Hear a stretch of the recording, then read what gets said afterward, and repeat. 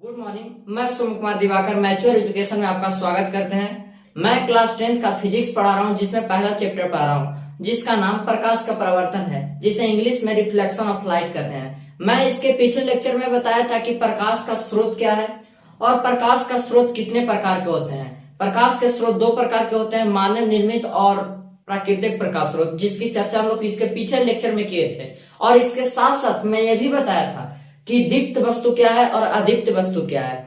आज हम लोग चर्चा करेंगे कि किरण क्या है और किरण पुंज क्या है और किरण पुंज कितने प्रकार के होते हैं। इसकी चर्चा आज के लेक्चर में करेंगे। और जो जो मैं बोर्ड पे लिखवाता हूं उसको अपने कॉपी में नोट कीजिए और एक नोट कॉपी की तरह, अच्छे नोट कॉपी की तरह तैयार कीजिए, क्योंकि आपका नोट कॉपी बहुत आपके आगे चलकर काम देगा। क्योंकि जब परीक्षा समीप आएगा, नजदीक आएगा आपका परीक्षा, तो वो नोट कॉपी आपको बहुत काम देगा, बहुत ज्यादा। तो उसको जो जो मैं आज लिखवाता हूं और लिखवाते आ रहा हूं इसके पिछले, वो अपने नोट कॉपी में लिखते रहिएगा। और आप जो जो मैं बोल रहा हूं उसको अच्छे से सुनिएगा। आप कुछ नहीं भी पढ़े हैं तो कोई दिक्कत नहीं है। आज हम लोग चर्चा करेंगे कि किरण क्या है। तो प्रकाश जिस पथ पर चलता है उसके दिशा को किरण कहते हैं। यहाँ पे दिशा, ज्यादा इस पे फोकस कीजिएगा, दिशा पे फोकस कीजिएगा आप लोग। प्रकाश सुबह सुबह, जब हम लोग सुबह मॉर्निंग में, जब सूरज किधर से उगता है? पूरब से उगता है। तो वो पूरब से उगता है, उसका प्रकाश पूरब से दिशा की ओर से निकलता है, तो उसका दिशा क्या हुआ? आपको हम बताएं कि प्रकाश सीधी रेखा में गमन करता है। तो जब पूर्व दिशा से सूर्य निकलता है तो उसका दिशा क्या हुआ? उसका दिशा सीधी एकदम, मतलब पृथ्वी पर आते हैं तो उसका दिशा सीधा एकदम होता है, पूरब की दिशा होता है। तो वही दिशा, वही प्रकाश सूर्य का किरण कहलाता है, प्रकाश का किरण कहलाता है। जो सूर्य से प्रकाश निकलता है उसकी जो दिशा होता है वही प्रकाश का किरण कहलाता है। और जैसे मान लिया कि ये फोन है, ठीक है, इसमें तो प्रकाश निकल रहा है, इसमें प्रकाश निकल रहा है कि नहीं? अब इस दिशा में प्रकाश निकल रहा है तो इसका प्रकाश की दिशा जो हुआ वही किरण कहलाया। ये जो प्रकाश निकल रहा है वही किरण कहलाया। अब मान ले कि ये दिशा इधर हो जाए तो ये प्रकाश जो इधर निकल रहा है, तो यही इधर जो प्रकाश के किरण निकल रहा है वही किरण कहलाता है। जो प्रकाश इस मोबाइल में से निकल रहा है वही प्रकाश का किरण कहलाया। तो प्रकाश जिस पथ पर चलता है उसके दिशा को ही किरण कहते हैं। या दूसरा डिफिनेशन, एक और डिफिनेशन है, एक सरल रेखा पर चलने वाले प्रकाश को किरण कहते हैं। एक सरल रेखा, सरल रेखा आपको बताएं कि सीधा होता है, एक सरल रेखा होता है, एक वक्र रेखा होता है। वक्र रेखा टेढ़ा मेढ़ा होता है, ठीक है, और सरल रेखा सीधा होता है। तो एक सरल रेखा पर चलने वाले प्रकाश को किरण कहते हैं। एक सरल रेखा पर चलने वाले प्रकाश को किरण कहते हैं। और किरण पुंज, अब हम लोग अगले टॉपिक चर्चा करते हैं, किरण पुंज। किरण पुंज क्या है?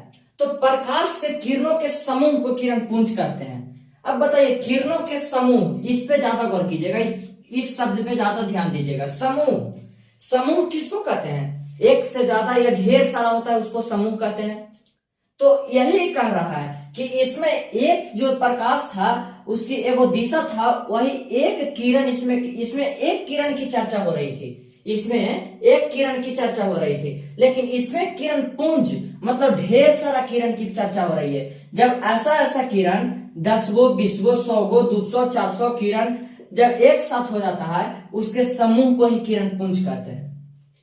तो प्रकाश जिस पथ पर चलता है उसके दिशा को किरण कहते हैं और किरण के समूह को किरण पुंज कहते हैं। सीधा समझिए, जब से एक साथ किरण ढेर सारा मिल जाता है, मतलब किरण के समूह जब एक साथ हो जाता है उसी को किरण पुंज के नाम जाना गया, उसको किरण पुंज के नाम से जाना जाता है।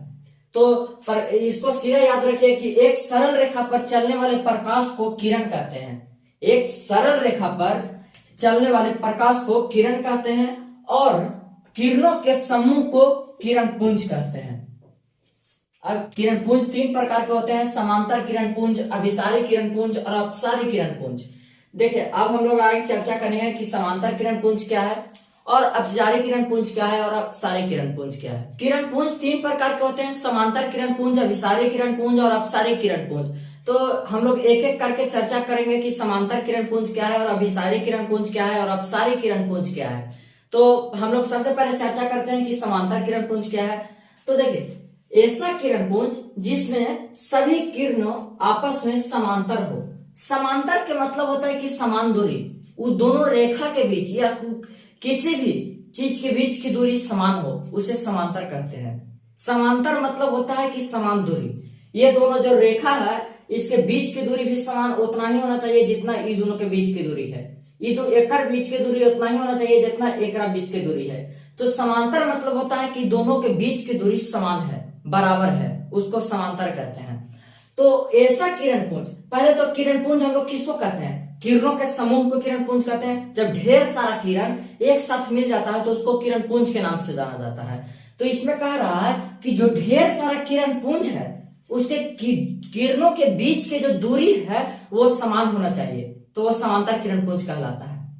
ठीक है, मान लें कि हम एक टॉर्च रखता है, ठीक है, इस टॉर्च से एक प्रकाश इधर निकला, ठीक है, एक प्रकाश इधर निकला इधर, और एक और टॉर्च रहता जो एक प्रकाश इधर निकला, ठीक है, और एक टॉर्च और रखेंगे जो एक प्रकाश इधर निकला, तो तीनों के बीच की दूरी समान है कि नहीं? तो इस समांतर किरण पुंज के बीच श्रेणी में आता है। इसमें देखिए एक किरण इधर है, एक किरण यह है, दूसरा किरण, तीसरा किरण ये है, चौथा किरण ये है, पांचवा किरण ये है। क्या किरणों के सभी किरणों के बीच की दूरी आपको समान लग रहा है कि नहीं? बराबर दिखने में है कि नहीं? बराबर है। तो जिसमें किरण के बीच की दूरी समान रहेगा या बराबर रहेगा उसे समांतर किरण पुंज कहते हैं। तो इसका मतलब यह हुआ कि ऐसा किरण पुंज जिसमें सभी किरणों के बीच की दूरी समांतर हो, बराबर हो, उसे समांतर किरण पुंज कहते हैं। मतलब इसका ठेठ भाषा में एकदम समझे ताकि से इसमें किरण के बीच की दूरी बराबर रहेगा। इसमें जो किरण के समूह है उसको किरण पुंज हम लोग कहते हैं। तो उस किरण के समूह के किरणों के बीच की दूरी समांतर रहेगा, बराबर रहेगा, तो समांतर किरण पुंज कहलाता है। अब हम लोग चर्चा करते हैं अभिसारी किरण पुंज पे। अभिसारी किरण पुंज ऐसा किरण पुंज जिसमें सभी किरणें एक बिंदु पर आकर मिलता है। इस पे ध्यान दीजिए, एक बिंदु पे आकर मिलता है। इसमें इसका कहने का मतलब यह हुआ कि जो किरण के समूह है उसमें किरण जो है एक बिंदु पर आकर मिलेगा। जैसे मान लिया कि एक टॉर्च है, ठीक है, एक टॉर्च और है, एक टॉर्च और है, तो यहाँ तो एक बिंदु हो गया। तो तीनों के प्रकाश के जो किरण रहेगा वो एक बिंदु पर आकर मिलता है। जब प्रकाश का किरण एक बिंदु पर आकर मिलता है तो उसे अभिसारी किरण पुंज कहते हैं। जब किरण के समूह उसमें से जो किरण होता है वो एक बिंदु पर आकर मिलेगा तो वो अभिसारी किरण पुंज के श्रेणी में कहा जाता है या लिया जाता है। तो इसको कहने का मतलब यही है कि ऐसा किरण पुंज जिसमें सभी किरणें एक बिंदु पर आकर मिलता है। एक बिंदु, देखिए ये बिंदु है, ये प्रकाश की किरण है, ये प्रकाश की किरण है, ठीक है, 5-6 प्रकाश की किरण है जो एक बिंदु पर आकर मिल रहा है। ये बिंदु यहाँ है। ये सभी प्रकाश की किरण एक बिंदु पर आकर मिलता है तो अभिसारी किरण पुंज के श्रेणी में कहा जाता है या लिया जाता है। तो इसका डिफिनेशन यह हुआ कि ऐसा किरण पुंज जिसमें सभी प्रकाश की किरणें एक बिंदु पर आकर मिलता है उसे अभिसारी किरण पुंज कहते हैं। अब हम लोग चर्चा करते हैं तीसरा पे अपसारी किरण पुंज पे। तो ऐसा किरण पुंज जिसमें सभी किरणें एक दूसरे से फैलती हुई प्रतीत होती है।